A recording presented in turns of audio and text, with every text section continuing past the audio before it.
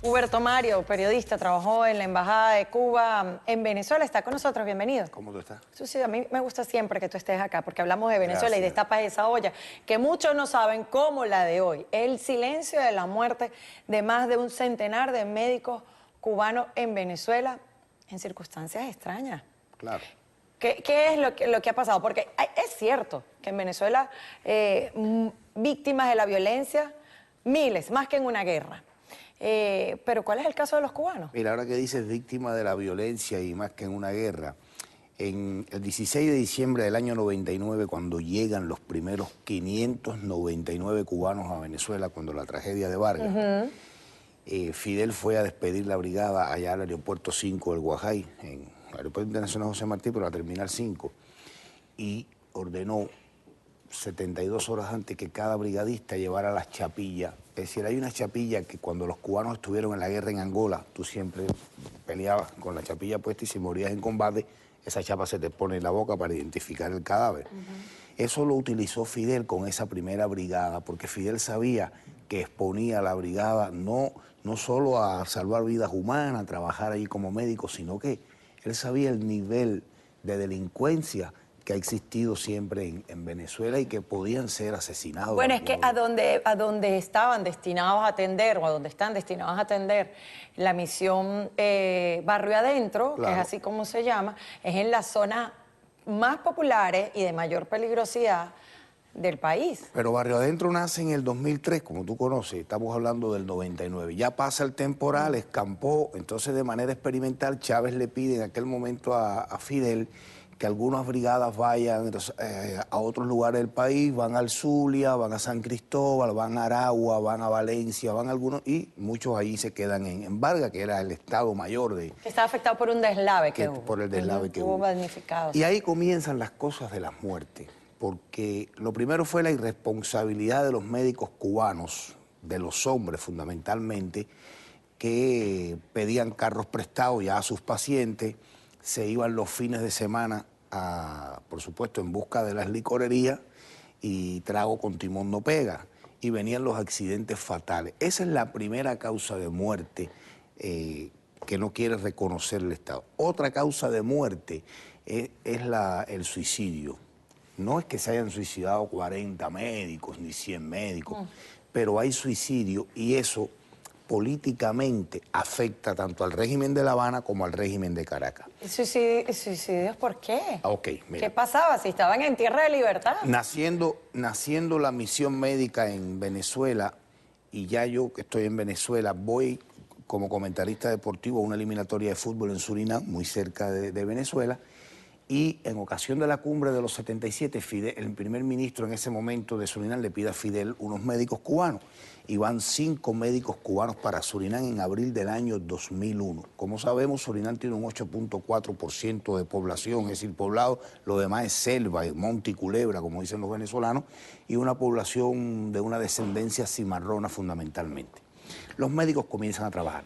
Yo quiero siempre, cuando vengo a hablar contigo aquí, vengo a la televisión, poner las cosas en contexto y colocarlas dentro del almanaque. A principio de estas misiones, que todavía no eran miles de médicos cubanos, los jefes de misión tenían la maletica con los reales. No había todavía una vinculación bancaria con Venezuela como existe desde hace años. Es decir, se les pagaba en cash. Se le pagaba cash y el jefe de la misión andaba con ese dinero, lo tenía protegido de alguna manera. En Venezuela sí estábamos bien protegidos con ese dinero porque vivíamos en la Universidad Marítima del Caribe, allá abajo en Catia de Mar, y en los camarotes uno tenía hasta caja fuerte, estábamos bien cuidados. Pero en el caso de Surinam, en estos 5 médicos, hay un médico, matancero, jefe de la brigada, que tiene el dinero, $6.000, $7.000. A ese médico que tenía que estar haciendo terreno en la selva, en el monte, se le extravía el dinero, se le pierde el dinero. Comprobábamos que se perdió el dinero, el muchacho no se robó el dinero. Pero comienza La Habana, no Fidel Castro, yo lo digo con valentía en la televisión, no fue Fidel, porque cuando Fidel se entera, pidió cabeza, eso le costó el cargo al ministro en ese momento, eso le costó el cargo al jefe de colaboración, a muchos de sus asesores. El muchacho se ahorca. ¿Por qué? Por las presiones de los jefes. Te lo robaste, tienes que traer ese dinero, eso no es tuyo. Y se ahorcó. El régimen siempre te va a presionar. Los suicidios que han habido en Venezuela, por ejemplo, hace unos años uno se tiró de un balcón y se suicidó. ¿Por qué? porque le conocieron que iba a abandonar el país, que venía para acá, para Miami, y comenzaron a hostigarlo, comenzaron a amenazarlo. ¿Cómo es ese tipo de hostigación que estando en otro país te puede llevar a quitarte la vida? Donde haya una brigada... Porque hay mucho, perdón, Sí. porque es que ya son más de 1000 los que se han ido y nada ha pasado. Y son más de 100, cerca de 200 los que han perdido la vida, pero estamos en el suicidio. Esas llamadas te comienzan a llamar cuando se entera, cuando te descubren que te vas a quedar, como se dice popularmente, o que te vas a ir, que te vas a salir porque vienes para Miami, o que comienzan a presionarte, comienzan a llamarte y a amenazarte, que no van a salir más tus hijos, que te voy a coger preso, te voy a encontrar, te voy a buscar, vas a ir te voy a quitar el título. Y llega un momento en que te acorralan, que tú no sabes qué vas a hacer y lamentablemente se suicidan. Aunque la fuga no se haya concretado. Aunque no se haya concretado, estoy poniendo el ejemplo de ese médico, estoy poniendo el ejemplo de un médico de 32 años, un muchacho joven que hace alrededor de 7 años, también lo agarraron porque se iba, lo agarraron en Barinas y cuando tuvo una oportunidad se suicidó también ese muchacho.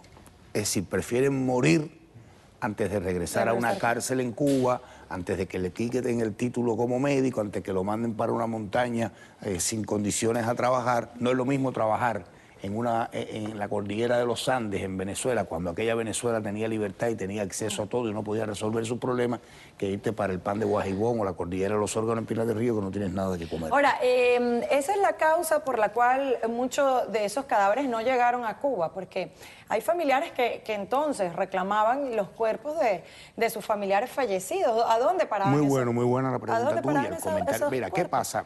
Que cuando comienzan estas irresponsabilidades, tanto de jefes de brigada como de los propios médicos, porque te estoy hablando ahora de accidentes del tránsito y de suicidio, después te voy a hablar de crímenes pasionales también, que ha habido muchos. Eso sí fueron públicos y notorios. Y crímenes a mano de Lampa. ¿Qué pasa? Chávez preparó el Centro Médico Militar de Catialamar, allí al lado de la universidad, con todo un hermetismo, se habilitó una sala, salón de operaciones si habían herido, y una sala para los enfermos, y por supuesto la morgue. Entonces, ¿qué pasa? Se suicidaba un médico, se moría un colaborador cubano, un entrenador también, hay un entrenador que se suicidó hace alrededor de 7 años.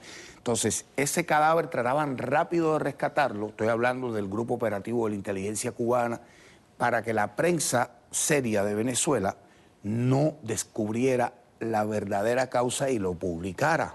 Entonces tenía que conformarse con la nota que entregaba la embajada cubana o entregaba la alcaldía o la gobernación. Claro, si la alcaldía o la gobernación era antichavista, la alcaldía hacía por saber, por descubrir de verdad eso, pero que se montó todo un operativo, ese cadáver se recogía rápido, se llevaba hasta Catialamar, al centro militar.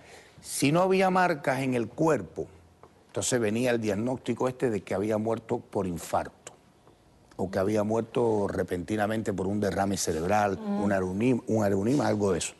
Pero eso no era así. La mayoría de las causas de muerte de los médicos cubanos, de los entrenadores, de los colaboradores, ha sido por asesinato, ha sido por irresponsabilidad de los médicos que ha querido cubrir Cuba con eso, porque borrachos se han matado, y también los crímenes pasionales. A ver, pero en el caso de los asesinatos, en donde había evidencia que había sido del suicidio, en el caso de que hubiese evidencia, ¿a dónde paraban los cuerpos? En el Centro Médico Militar. ¿Y ahí quedaban? Entonces, el traslado a La Habana, con toda una preparación del cadáver, una reunión con los familiares, y podían definir, que muchas veces lo hicieron en la etapa que yo estuve entre el 99 y el 2004, muchas veces se le definió a la familia que se había muerto y no que se había ahorcado, porque ya ese cadáver va con la necro. ¿Qué tú vas a reclamar en Cuba? ¿Qué derecho hay en Cuba para una segunda opinión? Nada, para pedir a un enterrarlo y forense, ya. enterrarlo, el velorio y enterrarlo. Es decir, que así ha manejado Cuba a través de todo su grupo de inteligencia. Ha habido un grupo de inteligencia que ha atendido esto, grupo especial. Mira, un médico cubano, segundo jefe de la misión de Vargas, Gilberto González, de la provincia de Camagüey, terminando un acto por el 26 de julio en Catialamar, subió a Caraballeda a llevar unos médicos. Cuando regresó en su Land Rover, se volcó y estuvo en terapia intensiva en una clínica árabe que hay en Caracas, que yo no recuerdo bien el nombre ahora, un centro médico muy bueno, privado, pero que tenía médicos simpatizantes de Chávez.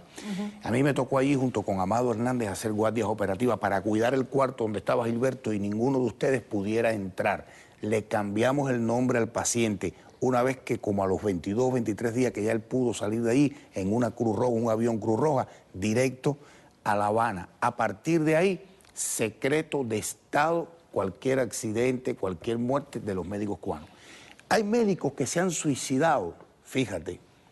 Estos regímenes totalitarios juegan a los números, porque hay que engañar a la Organización Mundial de la Salud, hay que engañar a la ONU, hay que engañar a muchos organismos internacionales de que Cuba es una potencia médica mundial. Entonces había médicos serios en la brigada que en reuniones del partido y de la juventud dentro de Venezuela decían, no, yo no puedo poner en este informe que yo atendí 5.000 pacientes venezolanos esta semana. Es decir, no podían inflar globo, como decimos los cubanos. Porque se me agota el tiempo. Esto continuó ocurriendo porque dice, bueno, son circunstancias de Venezuela. Continúa ocurriendo en otro país porque hace poco supimos en este intercambio, ahora con Brasil, con Dilma Rousseff, que hay... Ya van 3 médicos. Asesinados, y la doctora, que dicen ellos de 53 años, Rosa Elvira, que fue un infarto, no, la asesinaron. Y hay una doctora cubana que intentaron quemar viva dentro de su módulo de medicina integral en Caracas, que Maduro, para hacer política durante las elecciones, dijo que porque estaba defendiendo el chavismo y las elecciones la quisieron... No, eso fue un crimen pasional. Ella estaba ligada con el esposo venezolano de una venezolana y la venezolana trató de quemarla viva. No fue nada por la política, es decir, que hasta en eso el régimen de La Habana y el régimen de Caracas mienten. Todo es secreto de Estado. En África, muchos médicos cubanos se han suicidado. Muchos médicos. Se han suicidado médicos no solo en Caracas por no querer enfrentar, por ejemplo, un brote duro de cólera y de dengue para no afectarse ellos, donde incluso no han querido ir y los han obligado y se han quitado la vida. Yo no te estoy diciendo aquí en televisión que se han suicidado 20 ni 30. Se han suicidado algunos. No, pero que sea más de 100 pero que eso marca. Fallecidos. Pero eso marca. Y cuando los asesina el AMPA en los cerros de Caracas, como tú bien dijiste, la mayoría de barrios adentro es esto, en los barrios Petare, Caricuao, Rispineda, Antímano. Ok, si no hay mucha marca, para la familia es un infarto. Si es un tiro, evidencia también el deterioro social Claro, si es un tiro en el pecho, cuando le hacen la necro y esa marca se quitó, y además que tú no te dejan revisar el cadáver, el velorio y el entierro. Y eso es lo que está pasando no solo en Venezuela, en Bolivia se han suicidado médicos también. ¿Y siguen también llegando los médicos a Venezuela? Fíjate si siguen llegando, que tú vas a un consultorio médico en La Habana ahora mismo o en cualquier provincia y los que están trabajando en los consultorios médicos de la familia son estudiantes de medicina. Pero, la mayoría de los médicos en Venezuela, porque hay que agarrar los reales. No me canso de decirlo. El intercambio de médicos no tiene nada que ver con los 93.000 barriles diarios. Hay que pagar cash. Cada médico cubano cuesta $2.600. Cada médico tiene que pagar el gobierno de Maduro. 2.600. En África vale 5.000, vale más. Pero aquí en América Latina, $2.600 y a Fidel Castro hay que mandarle el cheque. Cash, hay que mandarle el cheque, esto no tiene nada que ver con los barriles de petróleo. Eso es un cuento que ha inventado desde el 19 de octubre del año 2000 en la firma de su convenio. El petróleo no tiene nada que ver con esto, el petróleo es para robar.